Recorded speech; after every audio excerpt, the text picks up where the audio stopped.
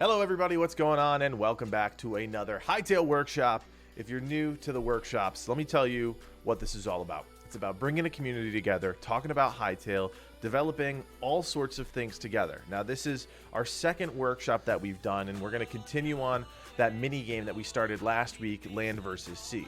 Now we don't know when Hytale's coming out, right? So over the course of the next weeks and months and possibly even years, we'll be developing a whole bunch of stuff together as a community. Mini games, factions, biomes, we'll do it all together just because it was a lot of fun kind of coming together as a community, sharing ideas, kind of working through different concepts and putting it all down on paper to hopefully one day put these all into practice, maybe a mod or some sort of development as a community. But for now, we're going to continue with Land versus Sea, that mini game we started last week. And if you are new to the stream, you're going to want to go quickly watch that recap video that I put out yesterday. It's really short, just gives you kind of a snapshot of everything that we did during the first video, so that this time when we're starting with classes today, you'll be caught up. And that's exactly where we're going to start, because that's where we left off last week. We were developing classes for Land versus Sea. Now, just a quick recap here. We started with the Overlord class.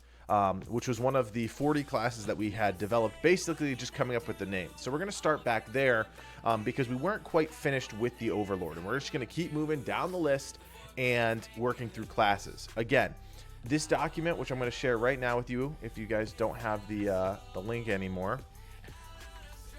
So that's the document link. You guys can go in there. Editing is back open.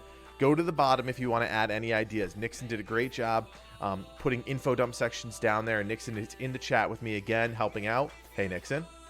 How's it going, guys? So there's the setting info dump, the game mode info dump, the class info dump. There's all sorts of info dumps down there. Feel free to add anything that you guys want. Just leave the stuff up top. Just don't touch that stuff. That's for me and Nixon to work on. That's kind of like the official ideas. Everything below that is more of the like community suggestion stuff.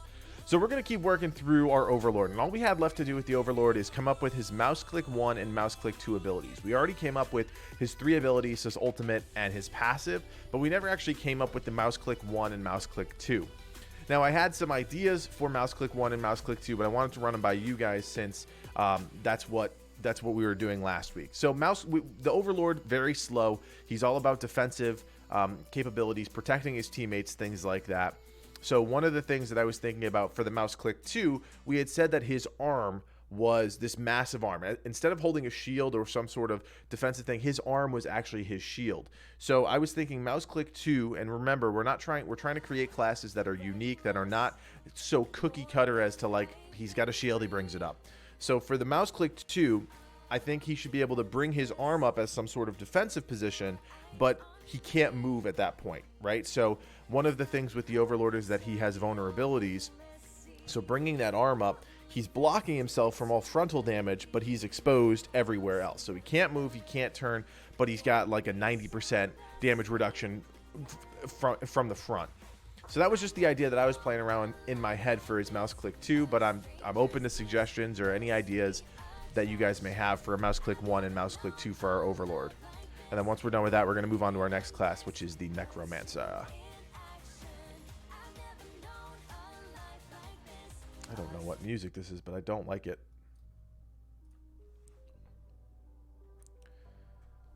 We don't know that, Antonio. In terms of Hytale, we have no idea if there's going to be controller support or not. So we're going to call this ability... we already have Stand with me. Nixon, what should we call this ability? The defensive one. I don't know. I'm not good with names. Well, how about something like Protect the Front? Guys, we need a name. We need a name for this defensive ability. Lego says, I imagine M1's being simply swinging his weapon, similar to Reinhardt. Yeah, I like that too. I'm totally fine with that. I mean, I don't think mouse 1 and mouse 2 have to be overly complicated, right? He's got a number of abilities that are going to kind of define who he is. But I think the mouse click 1 is just a simple sword swing. That's fine with me.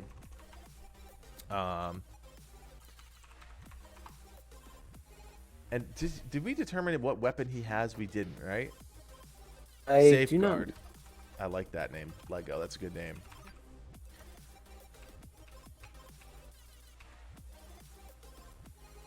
So one of the things, Antonio, that we decided with the Overlord is that he was not going to have any sort of movement abilities. His whole, like, we don't want every character to have the exact same moveset. We want him to be balanced, which is something that we have to deal with way down the line. But in terms of his mobility, we didn't want him to be a mobile character. So no charge, no jump, no leap, nothing like that, because that would really make him kind of overpowered. Overlord is a land-based character. He's our first tank on the land team. So Safeguard for mouse click 2. Overlord raises his left arm, protecting his front. Oops. Reducing all incoming damage from the front by, we're just going to give it an arbitrary number for now. Obviously, these numbers are all going to have to change at some point. By 90%. During Safeguard, the Overlord can't move or turn. I think that's pretty fair. Super defensive ability that he can hold indefinitely, but he can't move, can't turn. And he already has weak points, so this is a way for players to capitalize on the fact that he's kind of standing in one place. All right, mouse click 2. Let's call it Mighty Swing. We all cool with that? He is a big hulking fellow. Lego, are we thinking that this is like different? Because Reinhardt's multiple. It's like back. It's like front swing, back swing, right? Uppercut. Is it something like that? There's like a three. It's like a 3 swing type of sequence.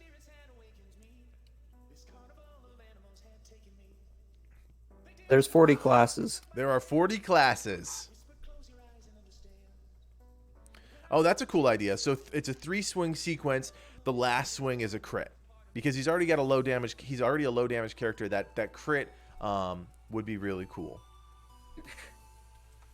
Nixon, do you want to explain to Mithrandir what we're doing right now?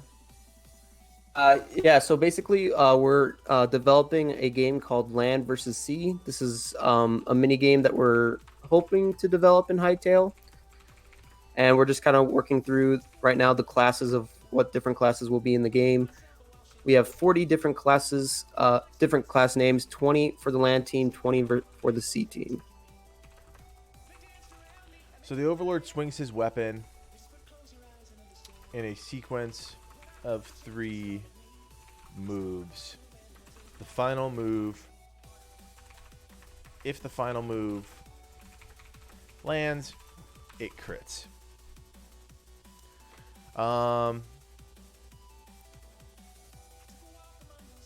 I'm sorry, reading back. How about jab, then right hook, then uppercut? So he's using a weapon, Marshall. We have actually some brawlers, and that's probably going to come into play then. Lego, I think he needs some sort of self-heal to consume damage, even if the strongest of damage resistance doesn't last forever. Yeah, I don't think he has any sort of healing because the concept was that the healers were going to heal him up. If he had some sort of healing or self-heal, it would kind of take away from the healers themselves. Mm-hmm. Oh, that's cool, Ramor. Do we like that idea better? Do we like that the last hit kind of tosses the enemies back? I mean, he already has an ability to move players around, right? Because the Fisher ability has some sort of rooting effect to it, and his backhand hits everybody in a 180-degree arc. Do we want the last ability to crit, or do we want the last ability to send somebody flying? It's an interesting concept. I'm open to either of them, to be honest with you. Antonio says the knockback. What do we think? Knockback or crit, guys? Let us know in the chat here. Knockback or crit for that third weapon swing.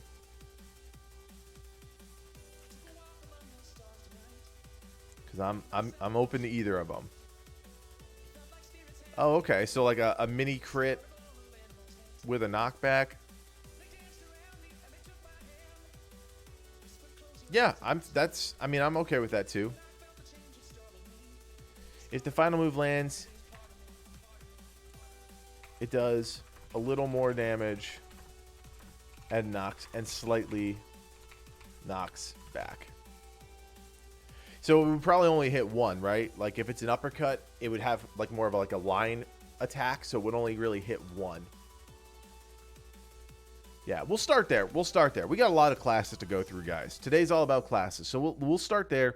We'll go back, you know, whenever, and we'll go back all through this. So this is our Overlord class. So this is going to kind of be the bare bones to all the classes moving forward. We have the vibe, the key features, the weaknesses, the abilities, and then, you know, obviously, as you can see, there's a lot to consider with each of these characters. So I'm just going to quickly grab the headlines for the Necromancer. We'll move on to the Necromancer. Remember, the Necromancer is a tank class for the land team. All right. Am I doing this right? Yeah, I am. Okay. All right, so let's start wrapping our heads around a new class, the Necromancer. What is he going to be like? Oh my god. So bad at this.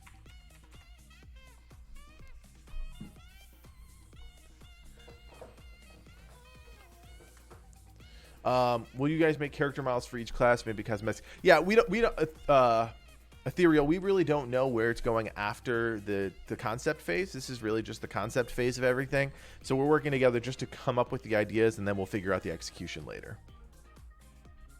All right, so guys, starting with the Necromancer, just start putting your ideas in the chat here.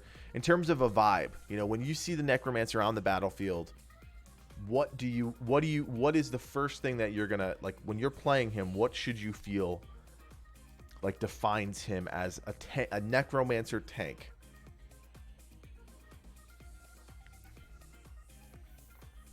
So he's a tank. He's not a reviver or a healer. So that's important. That's important to remember. We have dedicated healers for each of the teams. So for me, obviously he's not kind of like that hulking, brutish thing. Yeah, so I'm kind of with Steven here. So self-buffing minions, but he's close range. He's not really bulky, but with a big hitbox, but uses it on. Yeah, no, I totally agree. So he's a frontline character, but he's almost like a step back. You know what I mean? He's like a few steps back from being on the front line because he's using all of his minions to kind of overwhelm the enemies. So he's and again, we have to talk about this too. Is he a range character or is he a melee character? Right? Tanks don't have to be melee characters. He could be a short range magic user, right? Be on the front line still. So all right, so the vibe for him, let's just see what we said for big tank, heavily armored, damage sponge. All right, so this guy, he's summons cannon fodder. Yeah, absolutely. Mid-range, short range with some mobility. Yeah, that's kind of where I'm at too. All right, so the Necromancer he overwhelms enemies. Oops, can't spell. Overwhelms enemies with minions. Actually, let's do this. Rid of the other two tanks. Say that again. Did you get rid of the other two tanks? Did I by accident? You might have gotten rid of them. I only see Necromancer and Overlord. Ah, boy. Hold on. What the other two are. Hold on. I'll go back to the changes. See full history. Let's see here. They are the Dragoon and the Beast Tamer. If you want to add them back in. All right. So overwhelms enemies with minions. He is he's a short range tank. Short range magic user. Actually, let's put that first. Short range magic user that relies on overwhelming his opponents and buffing his allies. Are we cool with that? That seems like kind of where we were heading with him.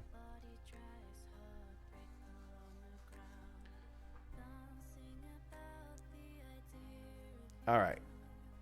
So let's just... That is a pretty big package, but he's going to have some weaknesses. Don't forget, he's going to have weaknesses. So starting with key features, let me just copy and paste what I had for the other guy down here, right? So this is what we had for the Overlord. All right, so obviously this is not the Necromancer. This is what we're going to do for the Overlord here. So is he himself a low damage dealer as well, right? Because his minions are going to deal damage as well.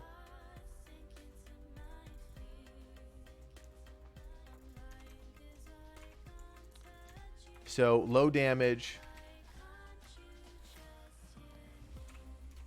poor self defense. Makes complete sense to me, right? Because the idea is if you break through his minions, he's done. If you are not overwhelmed by the minions, like if you just get through that line of whatever we decide he can summon, done. He's dead. Poor self-defense. Low mobility. Are we going with low mobility with him as well?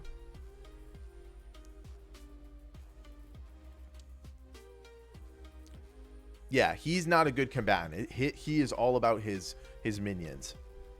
All right, medium mobility. Okay. Low damage, poor self-defense, medium mobility. And do we want to give him some kind of buffing capability for his allies? As, you know, like the Overlord was a defensive character, like team defense. I feel like the Necromancer has to have some sort of like team buffing. All right, so he's got team buffing abilities. Kanab, what we're doing is we're developing a game. This is our Hytale Workshop series where we bring the community together and talk about different concepts. Today we're working on our Land versus Sea minigame, and we just put a recap video on our channel if you want to go check that out really quick. We're going to be doing this for at least an hour, if not an hour and a half. So go check that out and come back so you know exactly where we are at. His primary. All right, so hold on. Before we get into abilities, guys, let's get weaknesses out of the way too. Let's get weaknesses out of the way here. So low health pool, right?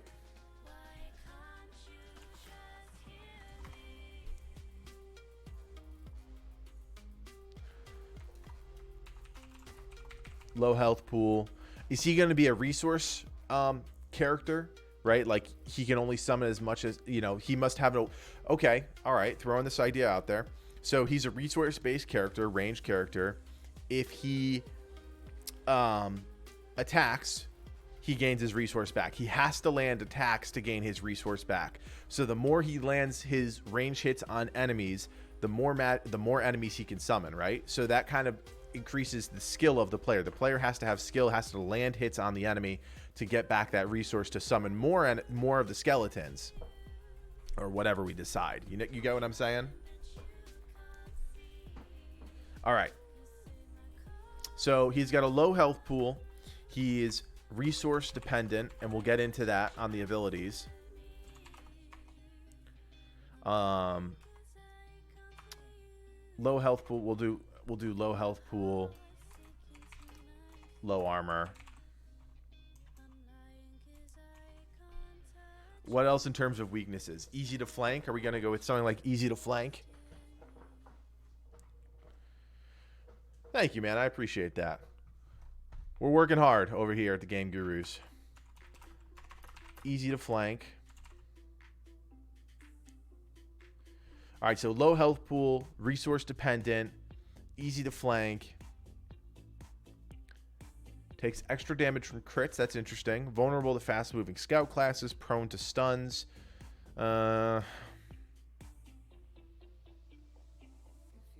That would be interesting, Remor. I think we have to develop the game, like the concept of the game a little bit more before we get that far.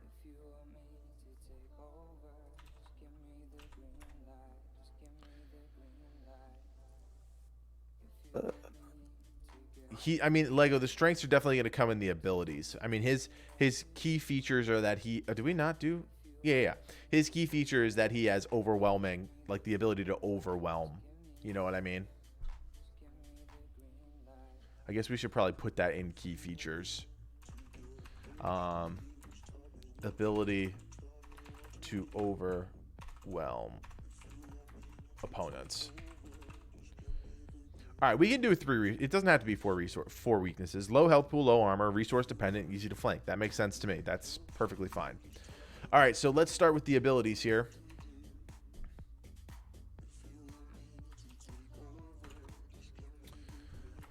So I'm just gonna break this out so everybody can see it. Mouse click 1.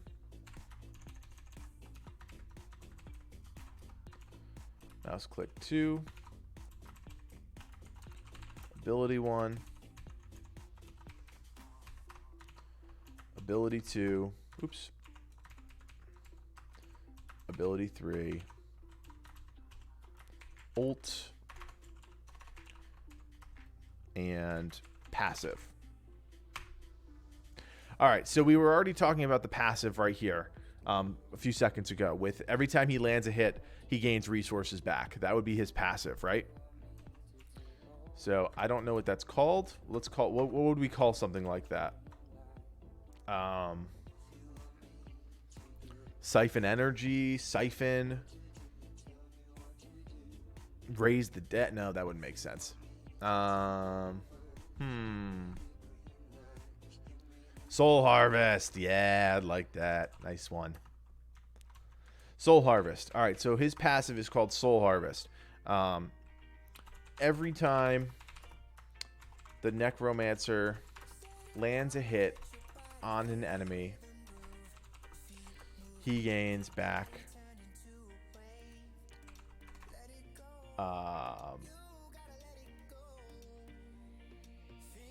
every time the Necromancer lands a hit on an enemy, he gains back. I don't want to say mana. Like, I don't want him to be a mana-based class. I'm just trying to think of, like, what he would be. Undead energy, something like that. I guess we don't have to really specify that right now. Soul Harvest. Every time the Necromancer lands a hit on his enemies, he gains back necrotic energy. I like that. Necrotic energy. Used to necrotic energy, which is used to cast his other abilities. Nice and simple. Nice and simple. All right, so mouse click 1 has to be some sort of just ranged attack, right? That's his bread and butter attack that he uses to activate Soul Harvest. So what are we going to call that ability, and what is that going to look like?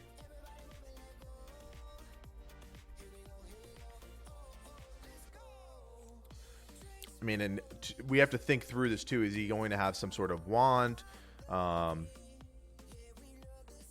Yeah, staff, wand. What is he going to have? Staff gives us a little bit more of an opportunity to do other abilities, but again, he's really about the summoning, so... Does he need a staff? Why couldn't he just do it from his hands? He could do it from his hands, like a scythe, or he could have a spell book. He could have like a spell book. Oh, look, would be cool. Spell book. How about like a one-handed scythe and a spell book? Is that cool, or is that kind of lame?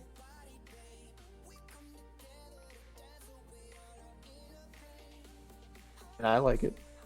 Yeah, we cool with that? All right, cool. We're going with that. All right, so we're going to call... What is this first ability called?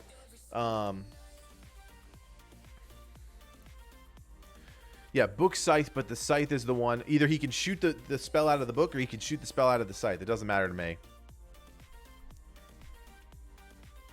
Oh, he could be holding a skull, too. That's kind of cool. Instead of a scythe, he's holding a skull and a book. And the skull kind of like... The skull shoots the beam out of the skull. That's kind of cool.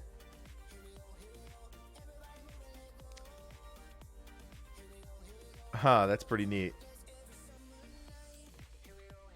All right. A lot of ideas going on here. Hold on. Guys, don't write up here, please, in this section. If you want to add your ideas, put them down at the bottom in the dumping area, please.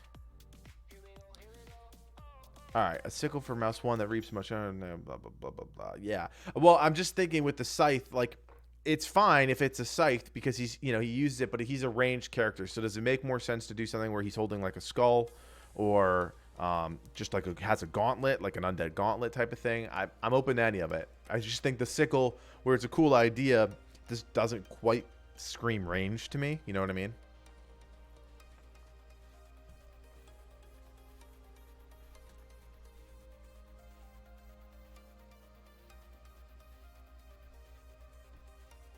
Sickle and hammer. He's a necromancer.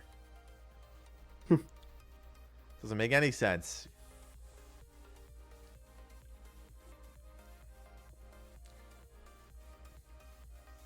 All right, we don't have to worry about that quite yet. So his first ability is the necrotic blast, right? Is that what somebody said? Necrotic blast, right? So necrotic blast is his mouse 1. Shoots a shoots. I don't know, not a ball. It wouldn't be a ball. It would be like a beam. There it is. Beam of necrotic energy.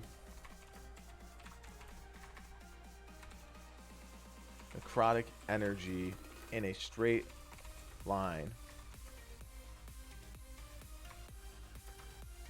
Oh, laughs when you deal damage. That's hilarious. Say that again. Oh, that's cool. Yeah. That's cool. We're getting to that Eternal. Eternal. We're getting to that. So shoots a beam of necrotic energy in a straight line. If the beam hits an enemy, it activates Soul Harvest. All right, so very simple.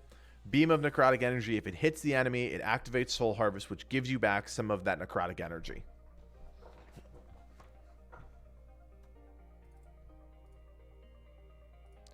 All right, perfect. Mouse click 2. All right, so now we have to make an important decision. Is mouse click 2 going to be his quick summon, or is it going to be some sort of other ability? Like, is he just going to be a straight summoner, or is he going to have other abilities to augment his summons? Like, mouse click 2 could easily be some sort of like summon undead or summon, skeleton. Lego says M2 wall of flesh. Summon a wall of minions in front of you to block damage. Oh, that's cool.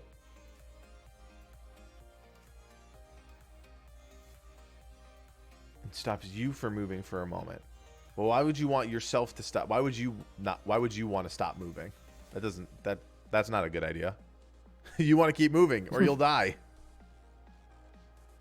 Oh, I see. I think that's a cool. I mean, I think we're thinking now that M2 should be some sort of like movement control ability, right? We have the wall of flesh idea. We have the hands coming out of the ground idea.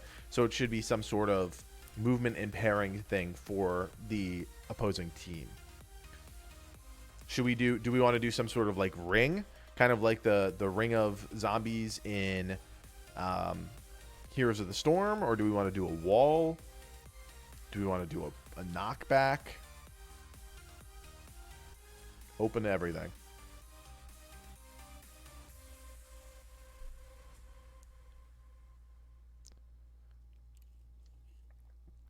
Nixon, what do you like for mouse 2? I kind of like the wall of flesh kind of idea, kind of where like to block damage. Yeah, so basically you right click, it sends people on top of it flying. That's funny. I like barriers of bones. I like barrier of bones better than I like flesh, just because wall of flesh is like a little gross, in my opinion.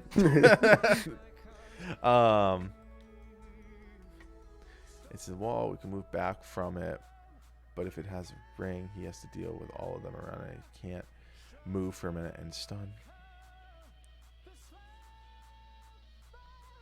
All right, let's mouse click 2. I like the ideas. Mouse click 2, we're going with Barrier of Bones. I like that name. Ramor is all about the names today, man. You're killing it with the names.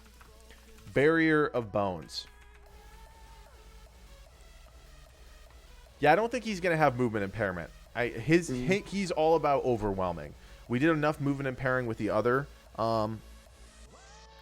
with the Overlord, so we want to make sure that each one feels completely different from the last one. All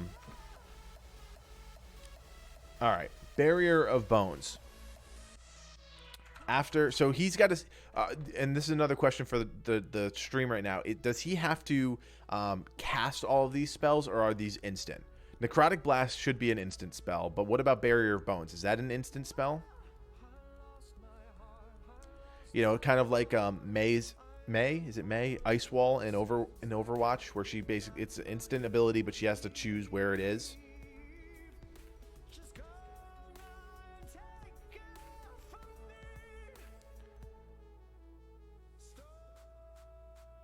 So what if it's, so the spell itself is instant, but it takes a second for the Barrier of Bones to pop up? How about that? Yeah, no, I like that. All right. So I'm going to put this with each of these two, since he's our first range character that we're doing. Instant cast. Instant cast. The Necromancer chooses a location to summon a solid wall of bones, blocking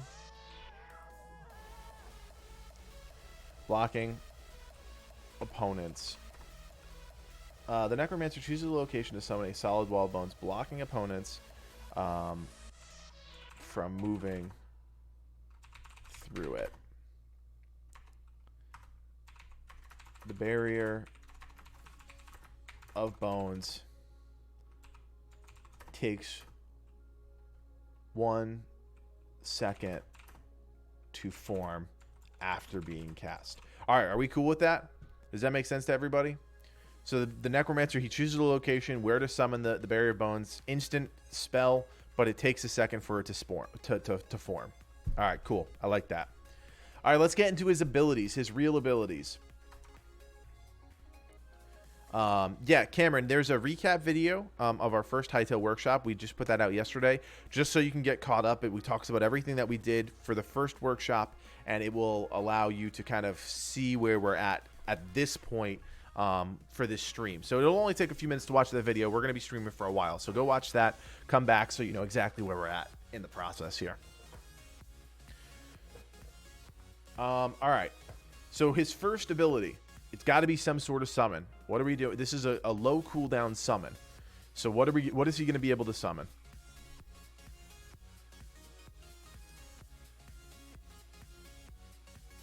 Yeah, I'm with you, Patrick. Let's get away from skeletons or zombies. Something different. I like the idea of like something smaller for the first ability, like Ethereal said, like summon shadow, maybe like 3 small shadows that crawl towards the enemy, something like that. Why don't we get the void in here, like some of those void creatures, like those that's cool. those floating eye things. Yeah, like some. Hytale. Those would be pretty big for the first, like something smaller. Maybe summon bats, like Willie said. Could. I think it's just smaller. I don't know if we can mod it and just. Oh, I'm sure we could. That's true. Lego makes a good point. He is not a void necromancer. He's an undead. Right. That makes sense. Yeah, that. Fun ideas out there. Hound of Death. I like that kind of idea. Shadow Wolf. That's a cool idea. Hound of Death. How do we feel about like summoning? So his first ability summons two wolves, 2 small wolves, something like that. Yeah, maybe for a hunter. This is tough.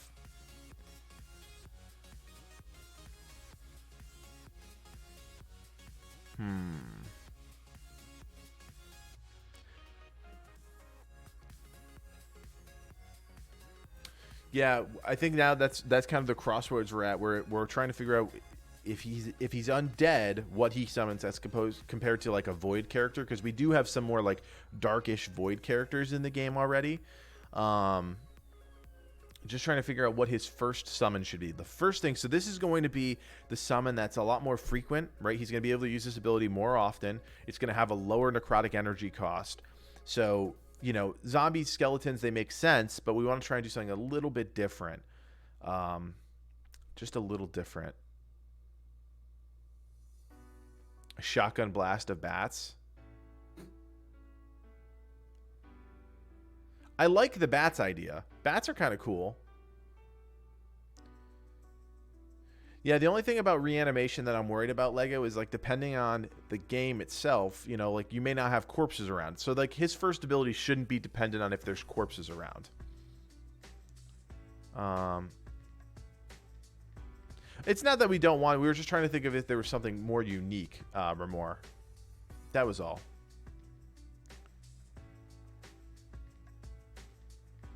Maybe Antonio.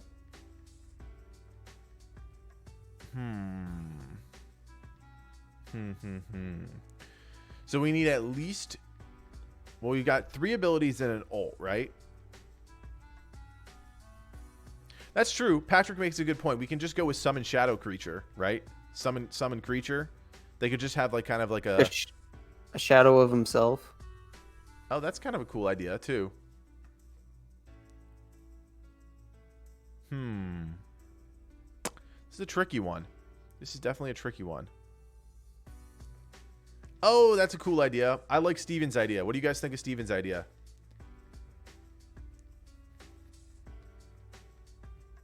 Steven said night pack. Summon a bunch of shadowy creatures like bats and wolves. Like, so smaller creatures. That's his first ability. Smaller creatures that he can summon. 2 or 3 of them. It could be randomized. I think that's a really good idea. So what do you call it? Night pack. I like that idea too. All right, so night pack. Oh, I gotta put that in the wrong spot. Sorry. Night pack. Summons. Should it be randomized? Right? Like, so should he have the ability to summon 1 to 3 random? All right, so hear me out. Hear me out before we get into it. So it's like summon 1 to 3 random minions to fight for you, and the minions could be either like a bat, a skeleton, a shadow dog. So you could end up getting like 3 bats, or 2 bats and 1 skeleton, or 1 bat and 2 hounds of death. You get what I'm saying? So there's kind of like a random component to it that kind of keeps things interesting. Hey, Redacted, welcome, man. All right, cool. We're gonna go with that then. If everybody likes that, and for anybody who just joined, I know the numbers just crept up a little bit. So we're working on our Land versus Sea mini game. If you were not here for our first Hytale Workshop, I put out a video yesterday, which is a recap of the first workshop, just so you know what we're doing. It's a crowdsourcing stream series where we build different Hytale concepts together. And right now we're working on a mini game called Land versus Sea. All right, so here, let's finish up Night Pack. So summons anywhere from 1 to 3 lesser minions. The minions can vary. Minions can vary in number and variety.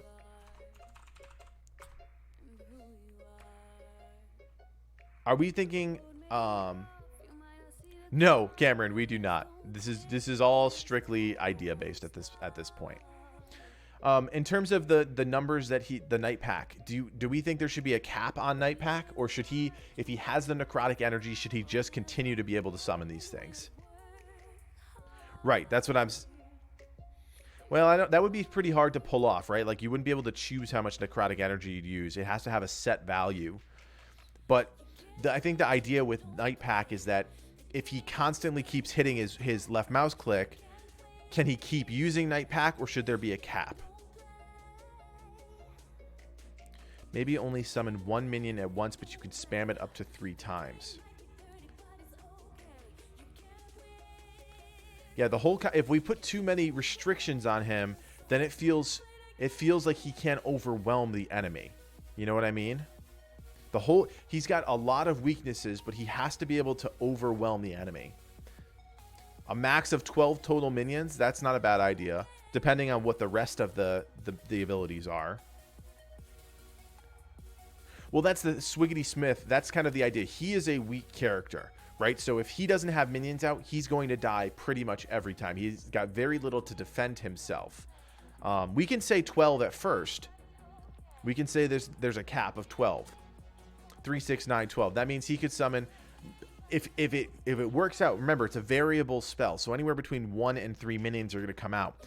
You know, getting 12 minions out at a time is pretty challenging if we're just talking about the night pack. If we're talking about in total, that would make a little bit more sense.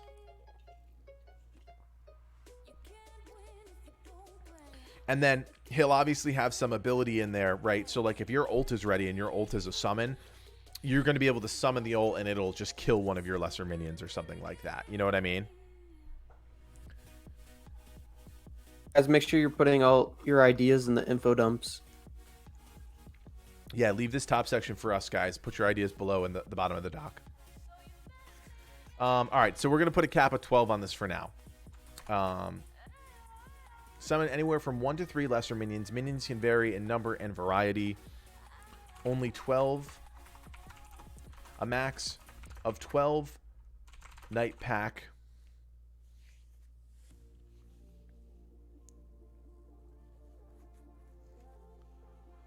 Give him 12 minions and it summons 3 at a time. You can use...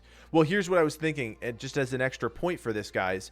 Tell me what you think. So, there's a randomness to him, right? There's a randomness to him that his idea is you need to try and build up your army as big as possible. So you keep summoning your creatures, whatever. What if by summoning... So, say you get lucky and you have 3 hounds, right? The more of that same creature that's out, those creatures get a slight buff. Right, so if your RNG is really good, you have, say, 4 Hounds of Death and 5 Skeletons out. The more of that one thing you have out, he gets there's those enemies get those minions have a slight buff. They do a slightly more damage. Because remember, he's a low damage, very low damage character. He does not do a lot of damage himself, so the damage has to come from the minions.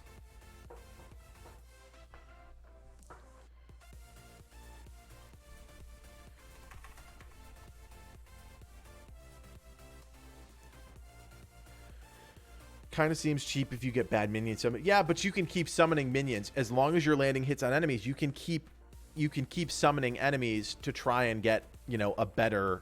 You see what I mean?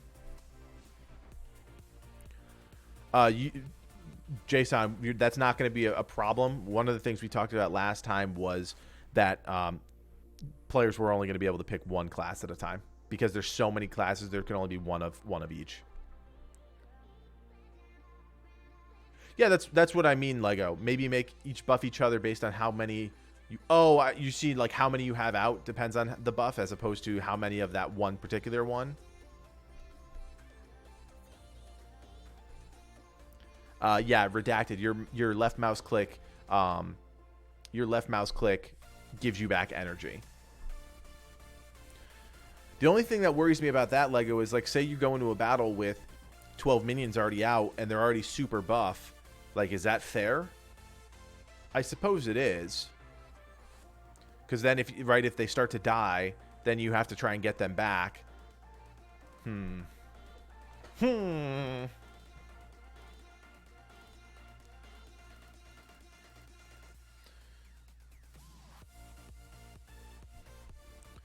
Because then that would take away from the Necromancer himself. Like, the Necromancer has to have some sort of skill-based component to it, redacted.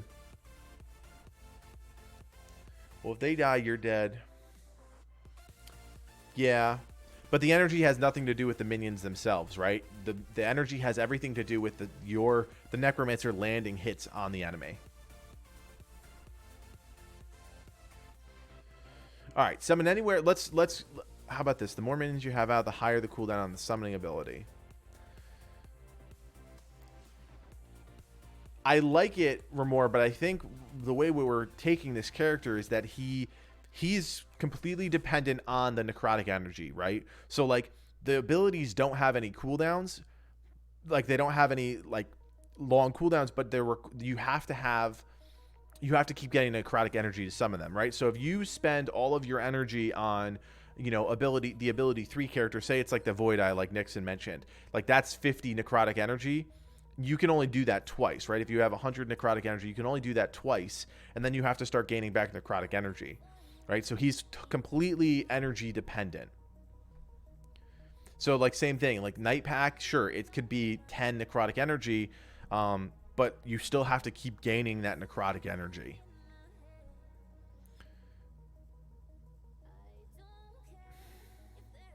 Makes so the abilities don't have a cooldown, but only require. Yeah, that's what I mean. They don't have cooldowns, but you have to have the energy to use them, and he's got a hard cap on his minions. Yeah, right. The ult's obviously going to be different. All right, summon anywhere from 1 to 3 lesser minions. Minions can vary in number and variety. Let's just keep it simple. The more minions you have out, the more minions you have summoned, the more damage they do. Some sort of some companion buffing system.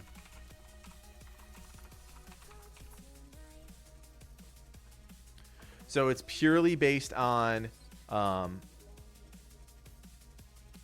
yes, Steven, exactly. So the necrotic energy only happens when the character lands hits with your necrotic blast. That's the only way you get necrotic energy back. There's no regen. There's no, energy over time. It's just purely your skill, because that's the depth right there. All right, so let's move on to his ability number 2. This is going to be some sort of like medium summon, in my opinion, right? Oh, Frice. I don't know what that means, man. I am so sorry. I don't speak. Is that Russian? Hey, I understand. Hi.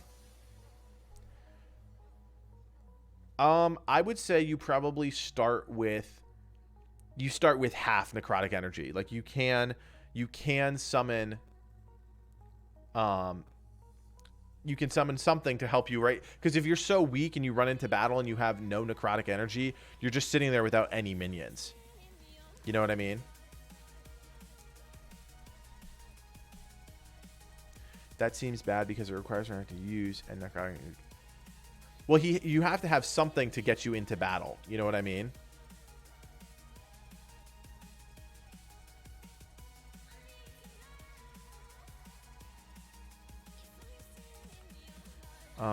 We're hanging around. No, they're Alexander. I think, in my opinion, the summons are always going to be with the character until they are dead. I hear you, Redacted. I hear that, but here's the thing. Again, I'll say it again. He is such a weak character that if he doesn't have minions, he's going to die. The problem is that Necrotic Blast requires necrotic energy to use, and it's the only way. No. Necrotic Blast doesn't require any energy. Necrotic Blast is how you get the energy back, right? So Necrotic Blast is just your left mouse click. You can spam that, but it activates the passive Soul Harvest. Yeah. All right. So we need a medium-sized minion type character. Need a medium-sized minion type character. I was thinking something like a leaper, something that's got a little bit more volatility to it, where like the night pack is pretty standard, right? They just rush an enemy and they kind of act as like a pseudo wall to protect you from the enemy. But I'm thinking for this second summon, it should have some sort of like ability to jump around to be a little bit harder for the enemy to kill. You know what I mean? So like either it's like a ranged kind of character, or a medium range type character, or something that moves around quite sporadically. So enemies have to spend a little bit more time like focusing them instead of just like kind of slashing in front of them and killing the night pack. This second minion should be something that's a little bit more challenging to kill.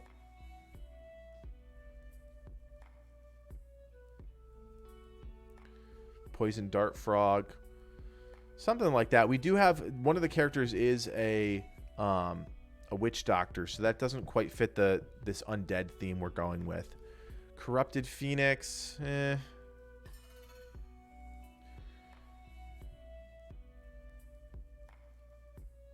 Oh, the crawlers, that'd be cool.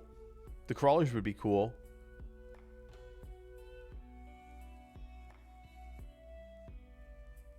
That seems a little overpowered, Ramor, not gonna lie. I like the crawlers. I'll tell you why I like the crawlers. Because the crawlers are smaller. They're a little bit more challenging to kill. They're probably faster. Yeah. I would say not birds because we have bats in the night pack. Bats are part of the night pack.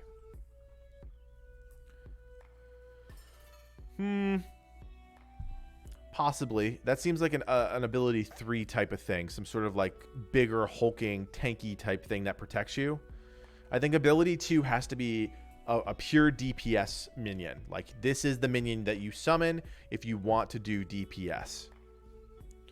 I like the crawlers, I'm not going to lie.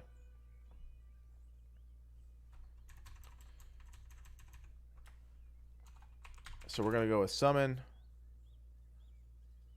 Oh, that's creepy as hell, Steven. Ah, that's creepy, man. Yes, that ability 3 is going to be a protector minion, 100%. All right, summon crawler.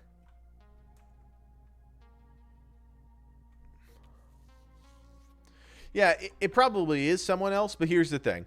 The game's not out yet. The game's not even on the radar yet. You know, we're just talking about it. So the idea is that we're basically coming together and going pie in the sky. We're going as crazy as we possibly can, and then we'll tailor it to be a little bit more realistic when we get to that point. But for now, we're just going to have fun, come up with as many ideas as we can, and make, you know, go with our dream project. So you either have to focus on the crawlers. Yeah, no, totally. I totally agree. All right, so summon crawlers. Summon crawlers. Summon 2 crawlers that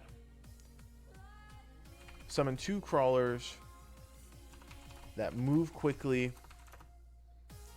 and jump around enemies.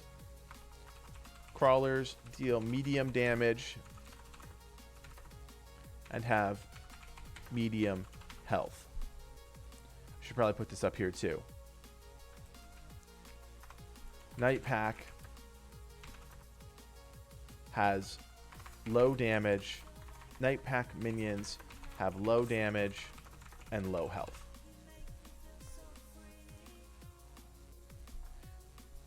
So summon 2 crawlers that move quickly and jump around enemies. Crawlers deal medium damage and have medium health.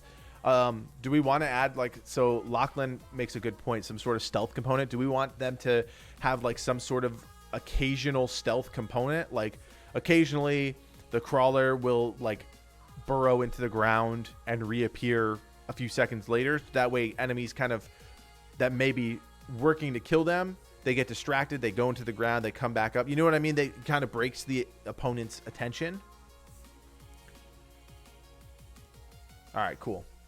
Crawlers will crawlers will occasionally burrow into the ground and reappear, breaking. Crawlers will occasionally. Yeah, exactly. Crawlers will occasionally burrow into the ground and reappear, attacking enemies from a different angle. Something like that. Something like that. Steven, you are all about this millipede thing, man. You're freaking me out. Yeah, so, all right, ability 3, I think we're all kind of in agreement that ability 3 needs to be something really tanky. Guys, put your ideas in the chat. I just got to go to the bathroom real quick. I will be right back. What do you guys want ability 3 to be?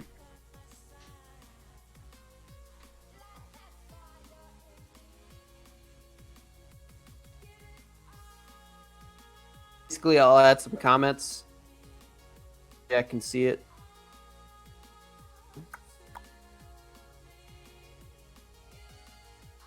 Should summon.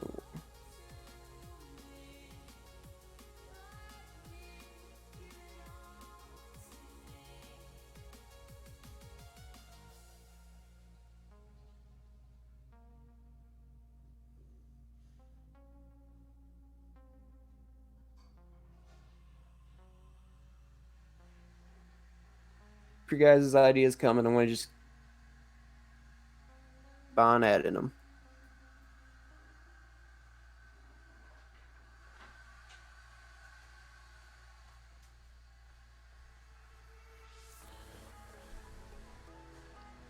All right. Here we go. Ability 3 What I miss? Sunday stream. Okay. Tunnels. Let's go. Ability 3 should summon Necrophage, big tanky thing.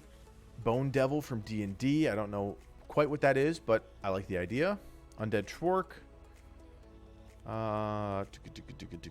Deathly Hollow. I just added the comments there while you were away, so you can see them. Cool. Thank you.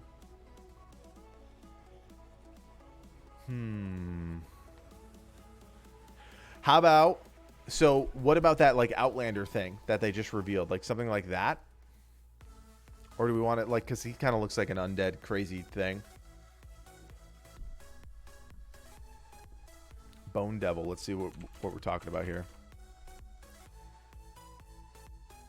Oh, these guys are crazy looking.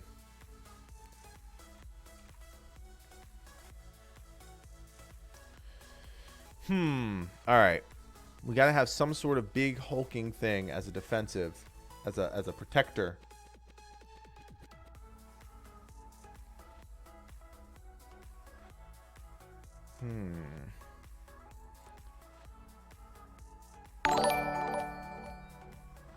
I totally forgot I had those activated. It just scared the crap out of me. Oh my god. It just scared me to pieces. It's funny because it's a necromancer that we're working on, and the zombie just popped up. Yeah.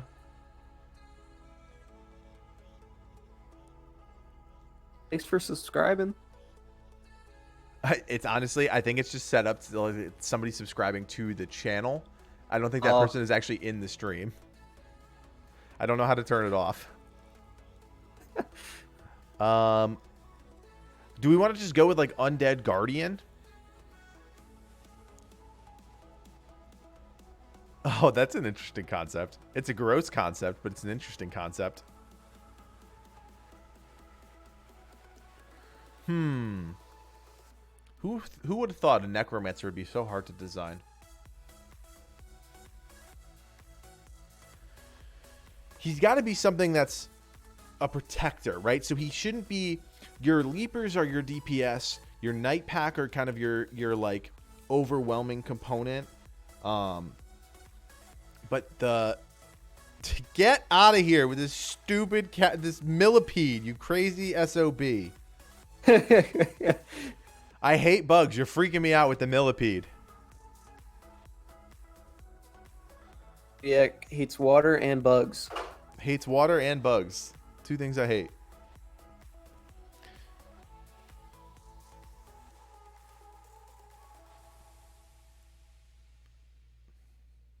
I would be okay. That's, you know what, Ethereal, that's not a terrible idea. I would be okay with some sort of like big... No, I'm just messing with you, Steven. Some big like spider protector class. So I think morally misguided. I think that's a cool concept for the ult. I think for the ability 3, we need to come up with some sort of defensive. Could the necromancer ride the spider? No, I don't think so. But I think the idea that we just like Ethereal just said, shoots webs that slow you down. I think that's kind of cool. Some sort of like big hulking spider. It's got high health, low damage, but has some sort of utility to it. I'm kind of into that. I don't know what a Praetorian is. Should I look that up too? A concept art.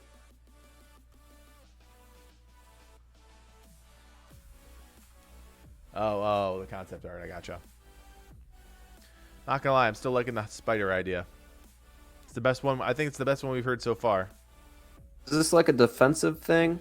So, ability 3 is a larger summon that acts more as a defensive, like a defensive ally. So it's got high health, low damage, but has some utility to it. So what if like, ability 3, you're able to summon skeletons and you yourself turn into a skeleton, so you just see a bunch of skeletons. This allows the necromancer to get away, but also maybe cause some damage. Oh, I see what you're saying. So something like a like almost like a distraction type thing.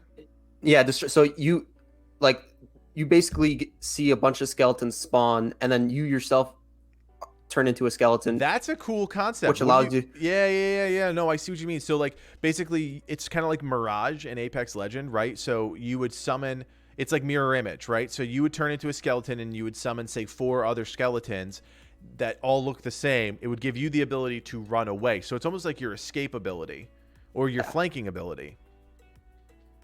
Exactly, yeah. I think that's kind of cool. Do you guys like that? Instead of going with the big hulking thing? Because we haven't really done much in terms of...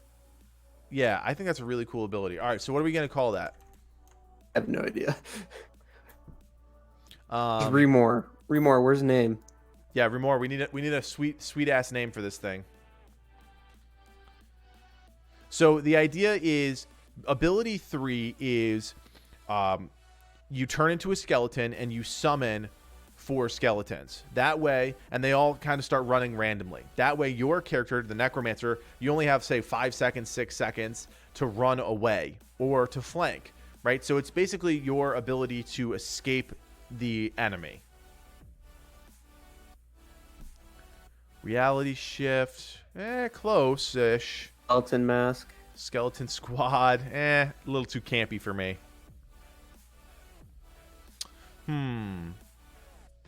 Skeleton scurry, skeleton shift, skeleton. How about one with the undead? Me and the boys. Ooh, Bone Mirage. Bone Mirage, that's cool. I like that. Yeah, Bone Mirage. Bone Mirage. Do we like Bone Mirage, guys?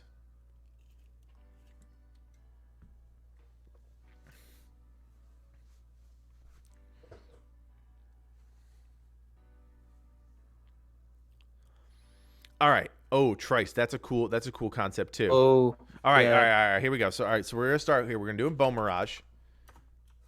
Swiggity thinks we can do better, but listen. Hear us out. Hear us out. All right. So Bone Mirage. The Necromancer transforms into a skeleton for a limited period of time. At the same time, 4 skeletons, maybe a deep fog. I'm listening. I'm going to keep developing this, but you keep sharing what your idea is. At the same time, 4 skeletons spawn and run in random directions.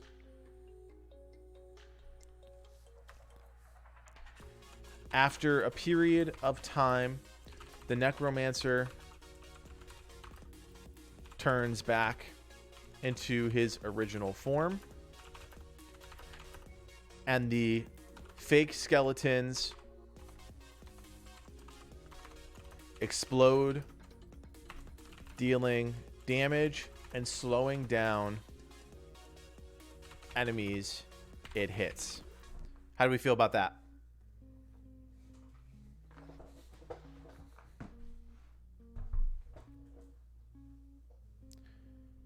Yeah, no, exactly, Remore. It's not an offensive ability. It's a utility ability.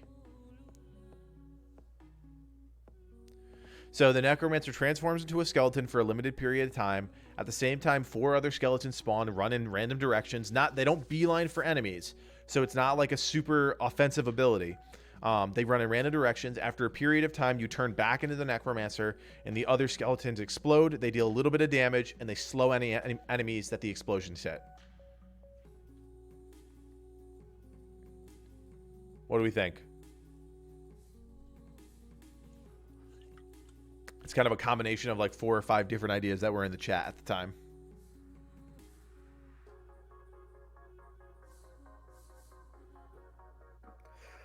I think it's good.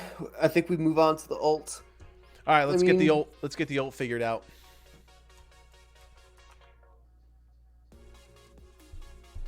I had an idea. Yeah, Bone Mirage definitely needs a cooldown. I mean, it's still gonna require necrotic energy, but it feels like it does need a cooldown.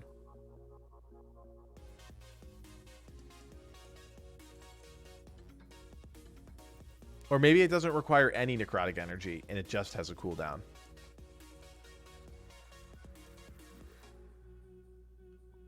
You are all about this Noon Wraith thing, and I'm a huge Witcher fan, but I think we can do better than just summoning a Noon Wraith.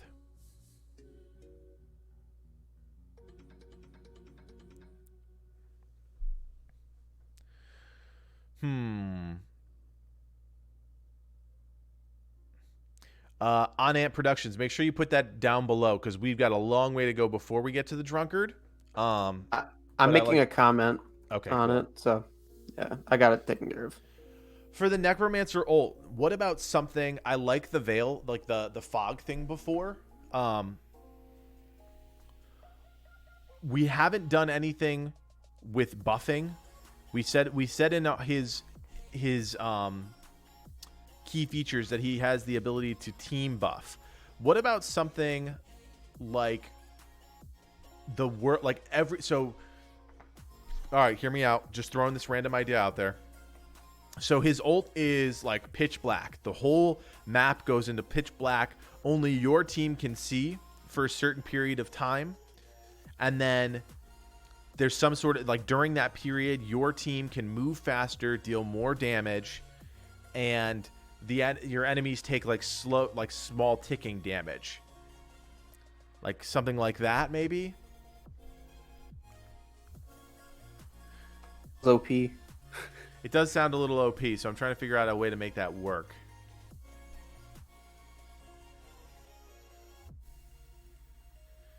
Yeah. Maybe you have.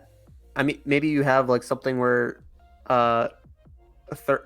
Ethereal said summons a lot of enemies and like a deep fog emerges, and then like just randomly, like maybe like things like pop out to deal damage. Yeah, I mean, I feel like there's already so many summony things, right? Because like the idea is the crawlers. I know. You're right. Creatures dip in and out.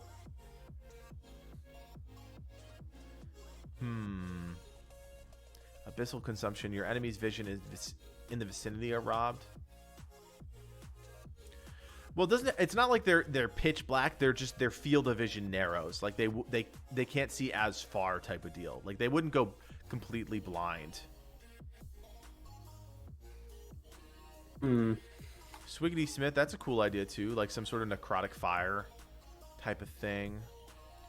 I don't know if that feels like an ult though. You know what I mean? Oh, Desolation. Surround becomes lifeless and enemies inside the area take magic damage over time. Reduce movement while casting spells. Oh, that's a cool idea.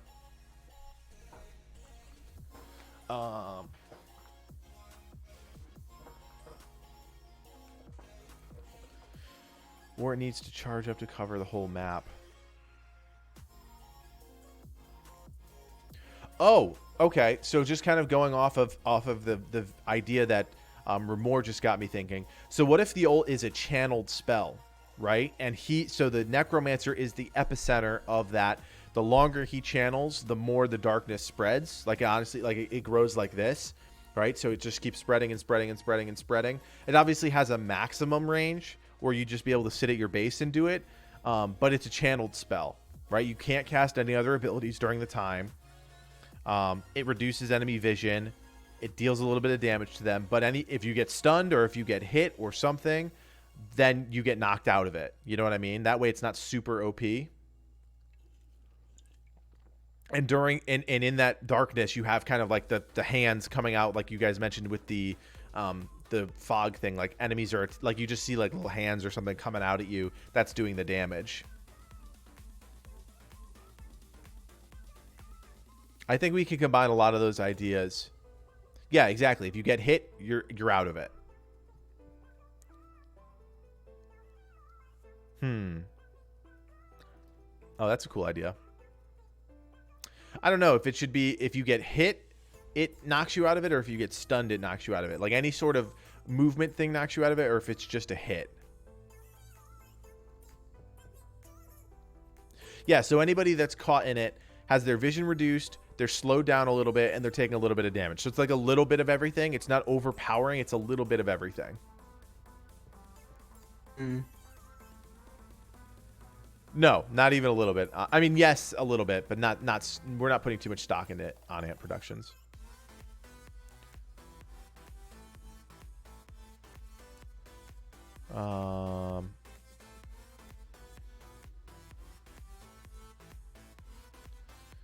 Cause an AoE attack that damages enemies' life steals, and anyone that dies from it becomes a minion.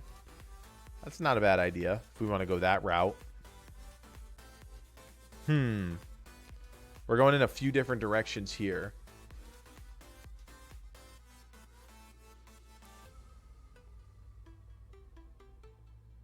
Death's Mist Parade. What a name. Oh, that's funny. I think there's a lot of really cool ideas. I think there's going to be opportunities to do those in other places.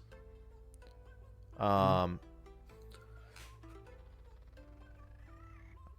thinking something like Eternal Darkness, something like that. Death's Mist Parade. That one still kills me. That's hilarious. All right, we're gonna write it for now. Don't worry, guys. There's gonna be plenty of chances to get your ideas in. All right, so the old Eternal Darkness.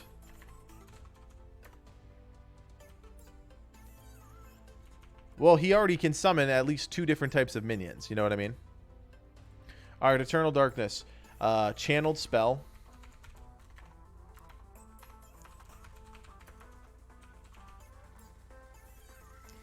Channeled spell.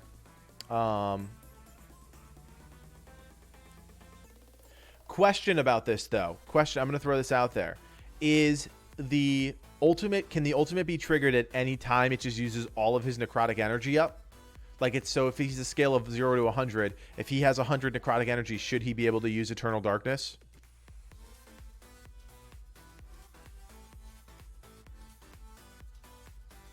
You know what I mean?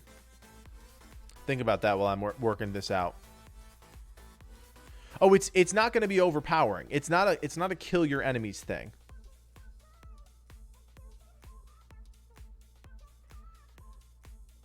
$75 need to be at least like 75 2-minute cooldown, something like that. All right, so it's a channeled spell. Any stuns can be knocked out. But I like that it the Necromancer's health. Say that again. You can take some of the Necromancer's health, the ultimate ability, like it causes some self damage. Oh, that's an interesting concept. Channeled spell can be knocked out by stuns knockback. Necromancer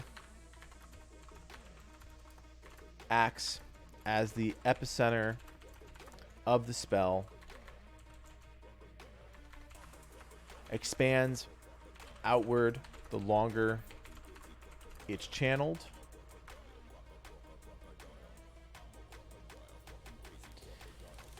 Enemies caught in the darkness. So these are the things that happen to the enemies. Limited vision. Small ticking damage over time. Reduced movement speed. Allies caught in the darkness. Increased movement speed. Anything else for allies caught in the darkness?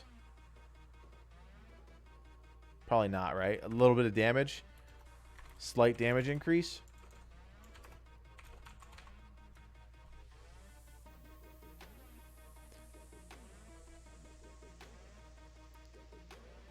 Oh, I like that. I like that. Instead of increasing damage, enemies, ally,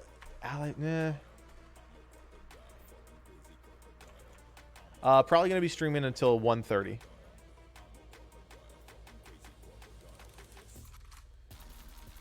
We'll give him slight regen, health regen, or magic resistance, something a little bit more utilitarian than a damage increase.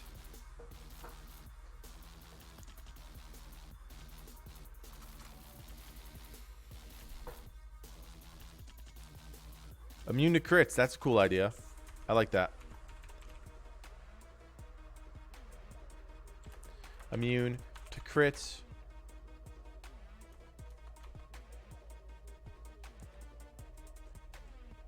Permanent HP. Holy crap. That is a concept. Oh, I like that. I like that too. Any damage done. Well, any damage done to enemies. I don't know how we would pull that one off, to be honest with you.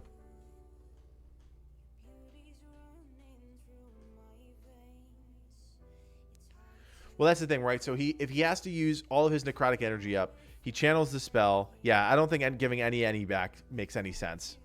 Because he's got to use the any to cast the spell. I think this is limited vision, small ticking damage over time, reduced movement speed. Any allies in the darkness, they have increased movement speed. They're immune to crits. I think that's a lot of stuff for an ultimate. So let me just read this back to you guys. So Eternal Darkness is the ult. Get out of here. I'm not removing limited vision. I don't care if you hate it. I love it.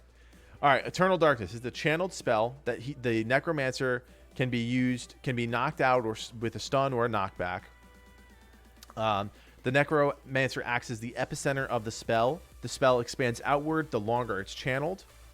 Enemies caught in the darkness have limited vision, small ticking damage over time, or reduced movement speed. Allies caught in the darkness have increased movement speed and are immune to crits.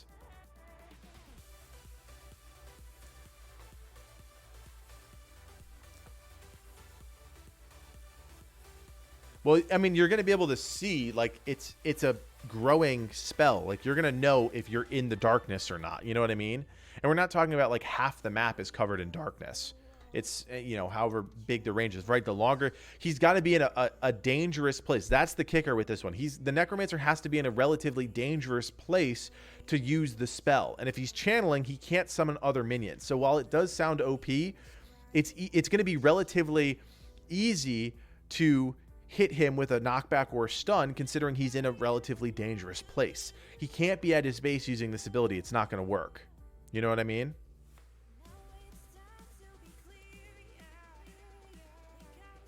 But again, if your allies are in this and the enemies are in this, the Necromancer is going to be right in the center of the action. So the team has to just be smart about hitting the Necromancer with a stun or a knockback to knock him out of it. And then he has no NE. So while I think we're thinking this is too much, I actually think it's easy enough to knock him out of it that it makes sense. It's like high risk, high reward. No, Lego, not complete black, just limited vision, limited field of view. Maybe the sides of the screen turn black or something like that.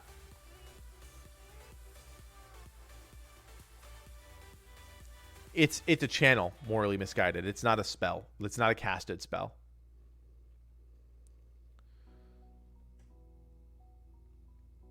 All right, now here's what we're going to do. We got 15 minutes left. I want to start the Dragoon before we finish the stream up. We got about 15 minutes. We'll come back to all these. Obviously, we're going to have plenty of time to come back to all this stuff.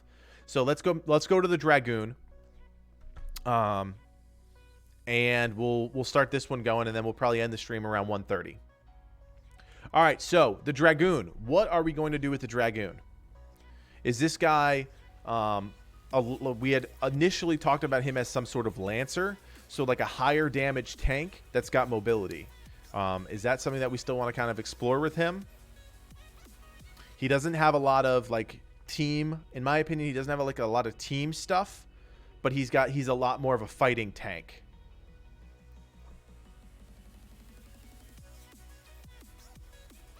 Yeah, that's kind of where we created this Dragoon. That's what we were talking about. So the Dragoon, we don't know yet, Lego. Obviously, we have to figure that out together. But he's more of a movement. He's got higher movement, higher damage. He has very little utility in terms of like team play. He's more of a fighting tank. Yes, yeah, he's got a lot more of like being able to manipulate the enemy's positioning. Not necessarily fast, but he's like Morally Misguided said, he's a gap closer. He has the ability to kind of, get into the fray and disrupt. He's a disruption tank, I guess is the best way to put it. Right? Because he's got a big old lance, so he's going to have a charge ability. He's going to have some sort of sweeping strike that knocks people back. So let's get into this. So the vibe. Fighting tank. Fighting tank that can quickly close gaps and disrupt the enemy's movement.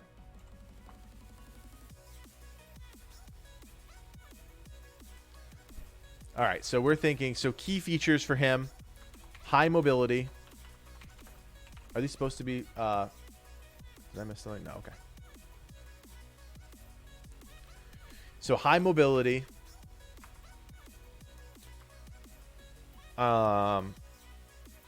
Low damage? Would he be a low damage character or would he be a medium damage character?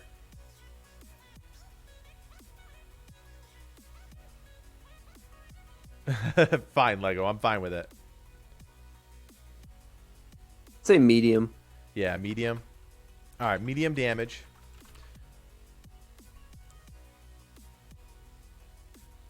He's got it. I do want a tank that has some sort of damage to them. Right, and he's a disruption-centered moveset. So his moves themselves are not going to be super high damage. But his left click is going to have some damage capability to it. So that's all I mean by medium damage.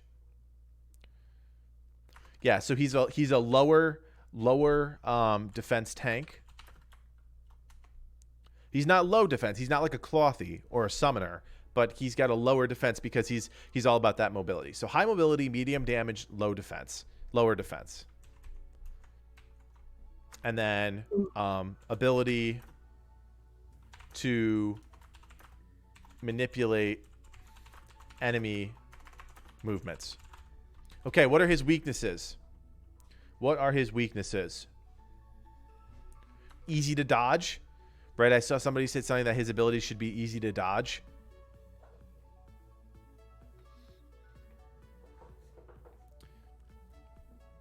Weak to magic damage. So easy to dodge. Weak to magic. Yeah, I like that. Easy to dodge, predictable. Weak to magic. And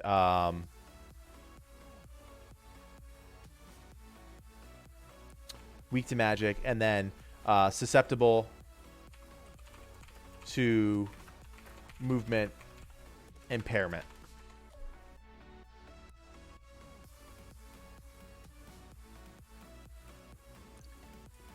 Chibi, we're working on our land classes still. We're talking about the Dragoon, our third tank class.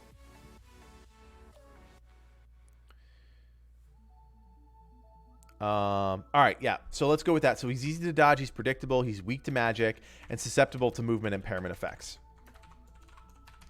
All right, let's start with mouse click 1. What is mouse click 1? Is he going to do a stab? Because he's got a lance, right? He's got a big old lance. Stab? I'm thinking stab. Thanks, Chibi. Appreciate that. So jab, we're calling it jab. Is he going to have some sort of movement feature with it, right? Like, so if he's got the lance, is he going to, every time he lunges, does he lunge forward a little bit?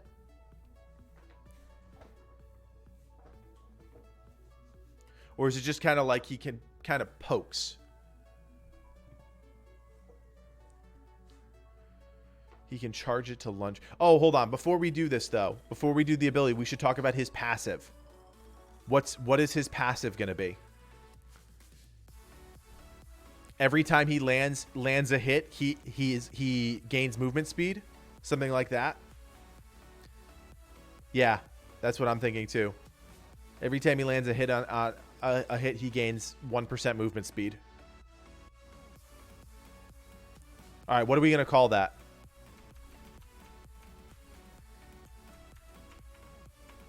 Yeah, he caps out at like 20% movement speed or something like that. Adrenaline. I like that. Do we like adrenaline? Yes. So it stacks with successive hits. So it starts a timer, right? You hit somebody, it starts a 20-second timer, and you basically just have to keep hitting, right? But it ticks off. Collateral Nitro. What is up with you? You got the craziest names today. Pumped Up. That's funny. I like Adrenaline. Adrenaline makes sense to me. Trail Mix?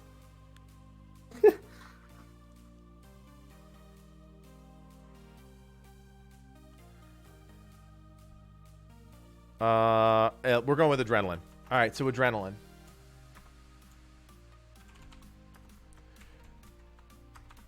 Adrenaline. Every time the Dragoon lands a hit, he gains a stacking buff that increases his movement. Are we doing movement and attack speed or just movement? Yeah, it only works with mouse 1. Okay. Increases his movement speed.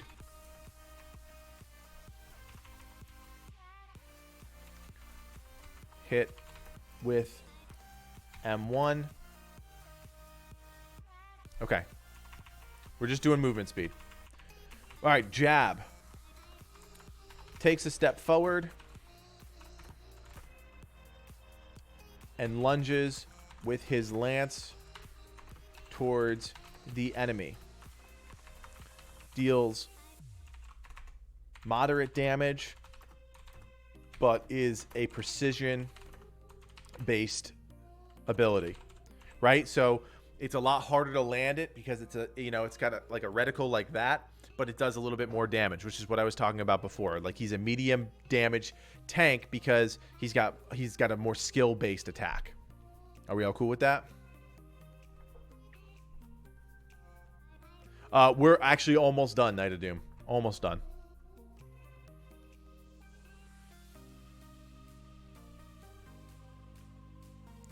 Oh, that's interesting. Should mouse 1 have the ability, so if he holds mouse 1 down and lets it go, he can charge forward with it?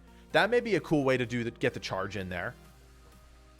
Just not like a full-blown charge, but just a way to kind of get a little bit further out if he needs to. Like only like a couple yards. I kind of like that. That's really cool.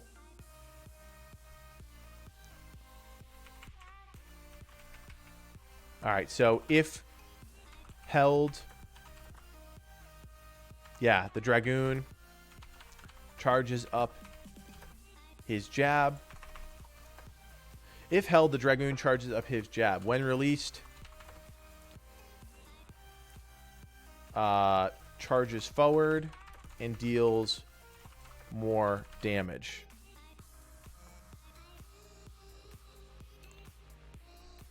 Okay. All right, cool. All right, mouse click 2. What are we doing for mouse click 2?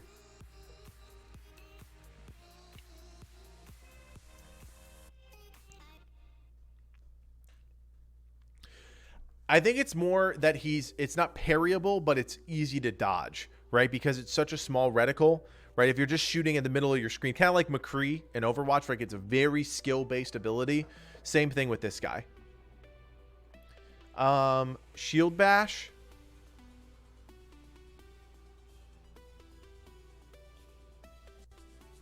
I want something better than a Shield Bash. We kind of did that already with the Overlord. What could be like a unique thing?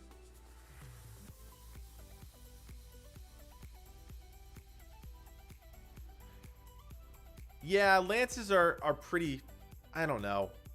You don't see too many characters in video games with lances, to be honest with you.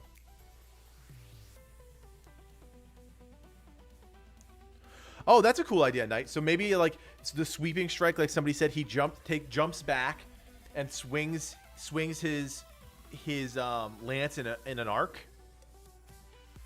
Something like that.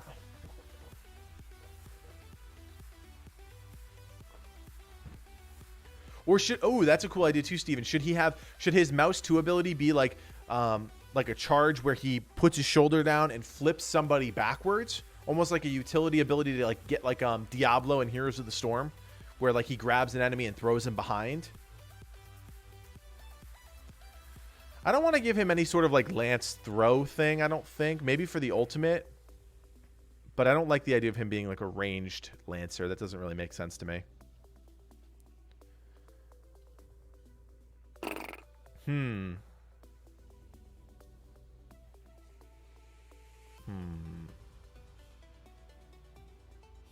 Well, guys, I will say we are already an hour and 36 minutes into the stream.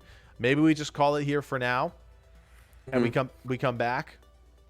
Obviously, this is going to be a long process. We only got basically a class and a half done. The 6 more hours? Yeah, no, I unfortunately cannot do 6 more hours.